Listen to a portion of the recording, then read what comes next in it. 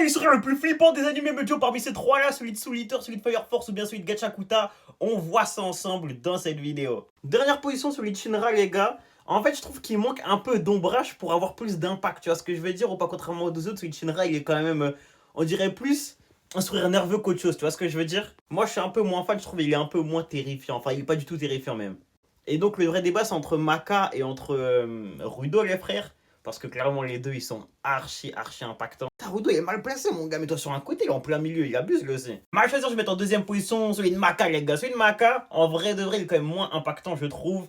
Même si, genre, il décrit bien la folie de cette œuvre. Eh, le regard, il est vide. Le sourire, il est forcé. Il est jusqu'aux oreilles, les gars. C'est archi méchant. Et surtout, il y a l'effet d'ombre, tu vois. Genre, vu que la tête est vers le bas, il y a vraiment cet effet de folie, en fait. Mais celui de Rudo, en fait, le pire, c'est que celui de Rudo, il a même pas le même contexte que les deux autres, hein. Il est vraiment hors contexte. Mais la vérité, hein, c'était trop. La vérité, c'était trop, les frères. Rudo, quand il demande de sourire, il fait des têtes, mon frère. Et la tête d'homme, il est tellement moche. Il est tellement moche qu'il doit sourire, c'est la folie furieuse. C'est gros gentil, on dirait Kim Pembe. Les gars, c'est la folie de sourire comme Kim Pembe, comme ça.